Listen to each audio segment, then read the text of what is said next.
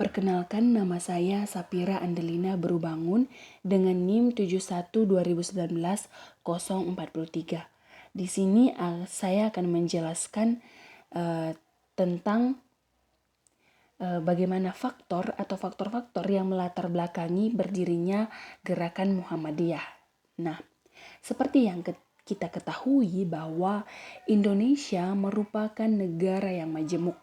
Nah, tidak hanya suku, budaya, dan ras, akan tetapi juga banyak agama di dalamnya. Salah satunya adalah agama Islam. Siapa yang tidak tahu agama Islam? Ya, agama Islam merupakan agama yang paling besar di Indonesia. Sebelum itu, banyak hal yang mereka lewati sebelum sampai pada masa sekarang ini, seperti faktor ekonomi, faktor sosial, faktor politik. Nah, terkhususnya saja dapat kita lihat pada gerakan Muhammadiyah. Gerakan Muhammadiyah merupakan gerakan yang sangat berpengaruh dalam agama Islam. Nah, Muhammadiyah ini adalah organisasi dari keagamaan, yakni agama Islam. Organisasi keagamaan Muhammadiyah ini diinisiasi oleh Kiai Ahmad Dahlan pada tahun 1912 yang bertujuan untuk mengembalikan ajaran Islam pada kemurniannya.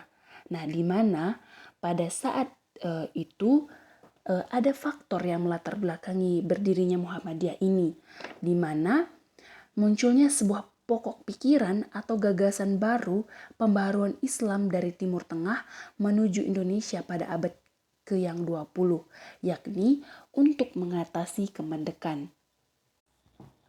Pada masa ini dapat dilihat agama Islam menjadi sejumlah disiplin ilmu, di mana seperti yang telah kita ketahui bahwa pada saat Nabi Muhammad masih hidup, semua persoalan-persoalan yang menyangkut tentang ajaran Islam itu pada umumnya dikembalikan kepadanya.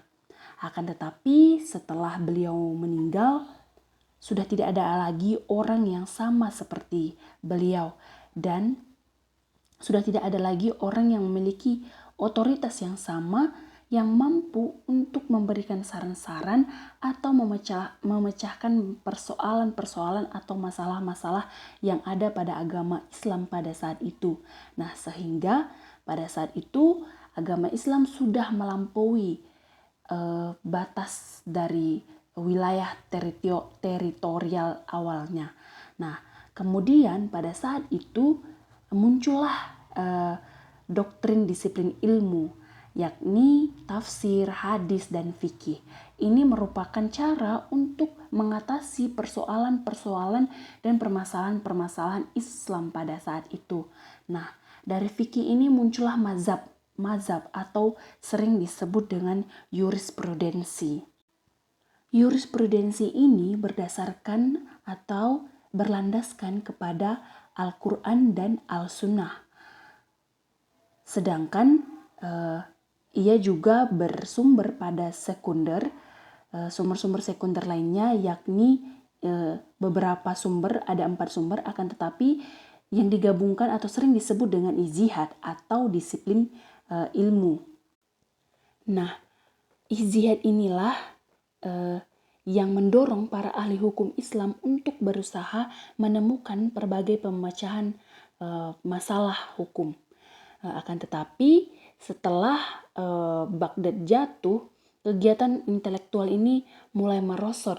Nah, sehingga para hukum Sunni sepakat bahwa cukup memakai 4 mazhab, yakni Hanafi, Maliki, Syafi'i, dan Hanbali. Nah, sehingga ini mengakibatkan pemikiran yang bebas menjadi terhalang. Nah, disinilah terjadinya kemandekan intelektual, di mana juga terjadinya taklid atau orang-orang hanya mengikut-ikut tanpa mengetahui apa yang terjadi, atau orang-orang hanya ikut tanpa mengetahui apa yang mereka ikuti. Kemudian pada saat itu ada 2 tantangan atau yang harus dijawab atau yang harus dipilih oleh agama Islam pada saat itu, di mana agama Islam orang-orang yang berada di dalamnya itu tetap berada pada ketaklikan atau kemandekan intelektual atau keluar dari kemandekan itu, sehingga sama seperti yang Nabi Muhammad buat, kita harus membuka pada saat itu harus membuka ijtihad itu kembali secara lebar-lebar begitu. Nah, disinilah yang dikatakan bahwa pentingnya atau sangat berpengaruhnya faktor pemikiran atau gagasan-gagasan dari Timur Tengah, terkhususnya Abduh pada saat itu. Kemudian pada akhirnya gagasan ini atau pembaruan pokok pikiran pembaruan Islam yang berasal dari luar Indonesia atau Timur Tengah telah menimbulkan pengaruh besar di Indonesia. Nah, selanjutnya pemikiran sang pendiri Muhammadiyah atau Kiai Ahmad Dahlan tidak dapat dipungkiri terinspirasi dari faktor pembaruan Abduh yang kesemuanya itu mau menekankan perlunya menciptakan struktur sosial baru yang akan mentransformasikan nilai-nilai yang terdapat dalam Al-Quran dan Al-Sunnah ke dalam konteks kultural Islam yang baru.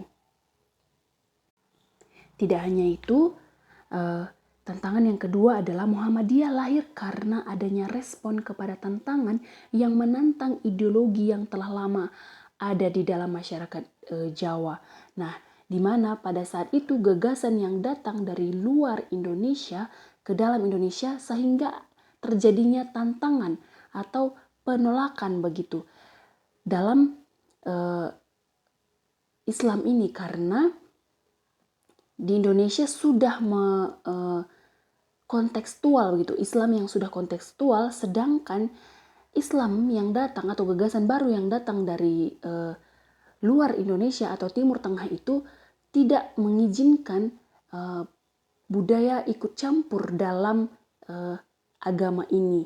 Nah, selain itu juga ada faktor lain, yakni penetrasi pada misi Kristen di negara ini yang tentunya membawa pengaruh yang sangat besar, di mana pada saat itu apalagi pemerintah koloni Belanda telah ikut campur dalam menghalangi guru-guru Islam dan mendukung kristenisasi. Nah, dua faktor-faktor inilah yang sebenarnya menjadi pendorong berdirinya Muhammadiyah selain dari penetrasi misi Kristen ini. Nah, di dalam faktor-faktor besar tersebut terdapat semacam serpihan-serpihan faktor kecil.